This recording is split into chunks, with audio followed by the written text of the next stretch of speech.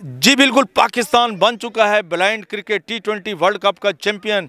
और जी हाँ, इससे पहले भी पाकिस्तान एक दफ़ा चैंपियन बना था। वो था 40 ओवर्स की जो क्रिकेट है ब्लाइंड क्रिकेट की, उसमें चैंपियन बनने का एजाज़ हासिल किया था। उस टीम का जो हिस्सा थे, भारत को भारत में पिछाड़ा था पाकिस्तान ने। सैयद सलमान तारिक बुखारी साहब हमारे साथ मौजूद हैं। आज हम उनसे बात करते हैं कि कैसी फीलिंग्स हैं, और इस वक्त डायरेक्टर मार्केटिंग भी हैं पाकिस्तान ब्लाइंड क्रिकेट काउंसिल के। जी सर, मुबारक हो। बहावलपुर से ताल्लुक़ है आपका। कैसा लग रहा है कि होम टाउन पर पाकिस्तान ने शिकस्त दी है तो दुनिया भर की ब्लाइंड क्रिकेट टीमों को, कैसा लग रहा है? थैंक यू सो मच जनाब। सबसे पहले तो अल्हम्दुलिल्लाह, और पूरी कौम को मेरी तरफ से बहुत बहुत मुबारक हो कि ये पूरी कौम की जीते। पाकिस्तान ने खिलाड़ियों ने, ब्लाइंड क्रिकेटर्स ने पाकिस्तान का परचम सर बुलंद किया। और ज़ाहिर है किसी भी इंतज़ामिया का ये ख्वाब होता है कि उनकी टीम जो वो काम कर रहे होते हैं वो चैम्पियन बने। तो अल्हम्दुलिल्लाह आज पाकिस्तान ने तमाम टीमों को शिकस्त दी और T20 blind cricket world cup का चैम्पियन बने। और ये काफ़ी अरसे से हमारी कोशिश थी। हम 2 दफ़ा रनर अप रहे T20 में, लेकिन अल्हम्दुलिल्लाह इस साल 2024 का जो पाकिस्तान में होस्ट किया गया वर्ल्ड कप, पाकिस्तान ने विन किया। जी आप यादें ताज़ा करेंगे जब पाकिस्तान चैंपियन बना था, वर्ल्ड चैंपियन बना था, और भारत को भारत में हराकर, और इस दफ़ा तो भारत स्किप कर गया अपने सियासी बुनियादों पर। तो कैसा लगा था जब भारत को पिछाड़ा था 2002 में? 2002 का जो वर्ल्ड कप था वो बड़ा यादगार था, क्योंकि एक तो उस वक्त भी इंडिया और पाकिस्तान के हालात कोई नॉर्मल नहीं थे, और फ़ौजें जो हैं वो सरहदों पर थीं, और हम लोग दुबई और ओमान से होते हुए चेन्नई पहुंचे थे, और वहां इंडिया को भी शिकस्त दी, ऑस्ट्रेलिया को भी शिकस्त दी, साउथ अफ्रीका को, इंग्लैंड को। फाइनल में हमने साउथ अफ्रीका को शिकस्त दी, और पाकिस्तान की टीम जो है वो चैम्पियन बड़ा ज़बरदस्त टूर था, बड़ा यादगार टूर था। और उसमें मोस्टली प्लेयर जो थे, आधी टीम जो थी वो नए खिलाड़ियों पर मुश्तमिल थी। तो बड़ा अच्छा इवेंट रहा वो हमारे लिए। आपका उस इवेंट में क्या रोल था एज ए क्रिकेटर? बैट्समैन था उसमें, और मैंने बड़ा अच्छा रोल प्ले किया। जहाँ जहाँ मुझे मौका दिया हमारे मैनेजमेंट ने, कैप्टन्स ने मुझ पर एतबार किया, मैं उनके एतमाद पे पूरा उतरा। तो ये बताएंगे, शेयर करेंगे कि इस दफ़ा भारत स्किप कर गया और सियासी बुनियादों पर आते आते रह गया, रुक गया। तो भारत के ना आने के बावजूद पाकिस्तान एक मेगा इवेंट कराने में कामयाब रहा है।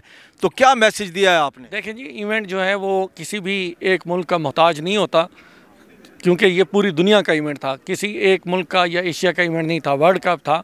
तो उसमें अगर इंडिया आती तो उसका अपना ही फ़ायदा होता कि वो इस मेगा इवेंट में शिरकत करते। अगर उनकी गवर्नमेंट ने, उनकी मिनिस्ट्री ऑफ एक्सटर्नल ने वो स्पोर्ट्स को भी लिए हैं, और ख़ासतौर पे वील इम्पेयर्ड प्लेयर्स को भी इसमें उन्होंने शामिल कर दिया है, तो मैं समझता हूँ ये कोई इतनी खुशाइन या अच्छी बात नहीं है इंडियन कि अपने प्लेयर्स के लिए और उनकी स्पोर्ट्स के लिए, स्पोर्ट्स को कभी भी सियासी तौर पर, सियासी मकासद के लिए इस्तेमाल नहीं करना चाहिए, बल्कि स्पोर्ट्स तो हमेशा जो है वो मुल्कों को आपस में जोड़ती है। सियासी तौर पे तो भारत की टीम नहीं है, लेकिन आज जैसे पाकिस्तान वर्ल्ड कप चैंपियन बना है T20 वर्ल्ड कप का ब्लाइंड क्रिकेट का, तो उनके सदर की तरफ से भी मैसेज आया, कॉल आई है सैयद सुल्तान साहब को।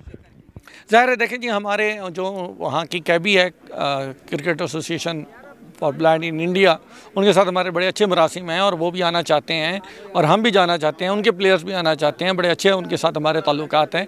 लेकिन इशू जो है वो गवर्नमेंट लेवल पे आ जाता है, तो ये नहीं होना चाहिए। गवर्नमेंट्स को, और ख़ासतौर पे इंडिया की गवर्नमेंट को सोचना चाहिए, क्योंकि हमारे एंड से तो कोई परेशानी नहीं थी, ना ही हमारी गवर्नमेंट ने मना किया कि वो ना आए। क्योंकि 2022 में जब इंडिया में T20 blind cricket world cup था, तो उस वक्त भी हमारी मिनिस्ट्री ऑफ फॉरेन मिनिस्ट्री ने जो है वो हमें NOC जारी कर दिया था, लेकिन इंडिया वालों ने जो है पॉलिटिकल ग्राउंड पे हमें वीज़ा इशू नहीं किए थे। लेकिन इस वक्त दफ़ा भी हमारी फॉरेन मिनिस्ट्री उन्हें वीज़ा देने के लिए तैयार थी, लेकिन वो खुद ही नहीं खेलना चाहते। अब उसकी क्या वजह है या क्यों वो इस किस्म की हटदर्मियाँ करते हैं, ये वही बता सकते हैं। जी, आखिरी एक बात कि आप T20 वर्ल्ड कप चैंपियन भी बन गए, और उससे पहले आप 2002 के भी चैंपियन थे 40 ओवर्स के।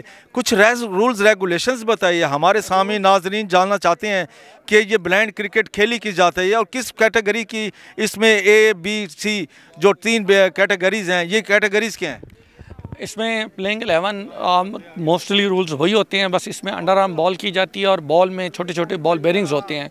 जब वो ज़मीन पर रोल करती है तो उसमें साउंड प्रोड्यूस होता है, जिसकी हेल्प से ब्लाइंड लोग जो हैं वो उसकी आवाज़ सुनकर फील्ड भी करते हैं, शॉट्स भी खेलते हैं और सारा कुछ वो इसी तरीके से। ब्लाइंड के जो कैटेगरी है, प्लेयर्स की कैटेगरी B1 होते हैं टोटली ब्लाइंड, या जिन्हें जस्ट लाइट परसेप्शन हो, जिनको बिल्कुल नज़र नहीं आता, वो होते हैं B1। ये प्लेइंग 11 में 4 खिलाड़ी होते हैं। दूसरी कैटेगरी होती है B2, इन्हें पार्शली ब्लाइंड भी कहा जाता है। कितना और ये 3 से 4 मीटर तक छोटी से छोटी चीज़ भी रिकग्नाइज कर लेते हैं, पहचान लेते हैं कि आपके हाथ में पेन है, बॉल पॉइंट है, पेपर है, गिलास है, या क्या है। और तीसरी कैटेगरी होती है B3 पार्शली साइटेड, ये 7 से 8 मीटर तक चीज़ों को रिकग्नाइज कर लेते हैं। इसी वजह से यहाँ थ्रो भी, रन आउट भी होते हैं, कैचेस भी होते हैं, स्टंप्स भी होते हैं, और बहुत अच्छी अच्छी फील्ड बाउंड्री पे आपको देखने को मिलती है। और एक पूरा एक मजमूआ है तीनों कैटेगरीज का। 1996 में बाकायदा तौर पर दुनिया भर में जो ब्लाइंड क्रिकेटर्स थे उनको एक प्लेटफॉर्म पर जमा किया गया और उनको इकट्ठा करके एक एसोसिएशन का दर्जा भी दिया गया। तो इस वक्त पाकिस्तान लीड कर रहा है और सैयद सुल्तान बुखारी साहब को इस दफ़ा दोबारा सदारत पर बरकरार रखा गया। इस हवाले से आप क्या पैगाम देंगे? जी, पाकिस्तान ने हमेशा जो है डोमिनेट किया है। आप देखें कि हमारी बनाई हुई बॉल जो है वो पूरी दुनिया में यूज़ की जा रही है। ब्लाइंड क्रिकेट में हमने सुल्तान शाह साहब जो हमारे चेयरमैन हैं और वर्ल्ड के भी प्रेसिडेंट हैं, उन्होंने नेपाल में, बांग्लादेश में और रिसेंटली अफ़गानिस्तान में क्रिकेट का आगाज़ कराया है, और आगे उनका प्लान ज़िम्बाब्वे और अमेरिका में भी है। तो इंशाल्लाह यही वजह है कि तमाम लोग जो हैं वो इनको एज ए लीडर मानते हैं और उनको मुसलसल तीसरी मरतबा मुसलसल, और इससे पहले 2012 और 2014 में भी बिला मुकाबला सदर मुंतखब किया है।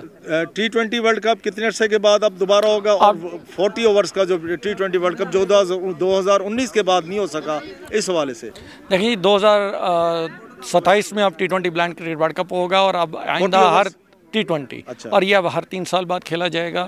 और जबकि ODI जो है वो अब ड्यू है, और देखते हैं 25 में होता है या 26 में होता है, बहरहाल वो होना है अब। जी, ये थे सैयद सुल्तान तारिक बुखारी साहब जो 2002 में जब पाकिस्तान 40 ओवर्स का ODI का वर्ल्ड ब्लाइंड क्रिकेट चैंपियन बना था, उस टीम का हिस्सा थे। वो अपने शेयर कर रहे थे और ये भी बता रहे थे ब्लाइंड क्रिकेट बड़ी दिलचस्प क्रिकेट है, इसको खेला कैसे जाता है, उसके रूल्स रेगुलेशंस के बारे में भी बात की। और पाकिस्तान पूरी उम्मीद है कि पाकिस्तान जो है मेज़बानी जब भी मिलेगी इसी तरीके से मेज़बानी भी करेगा शानदार तरीके से। और भारत के लिए भी पैगाम है, लेट्स कम ऑन क्रिकेट।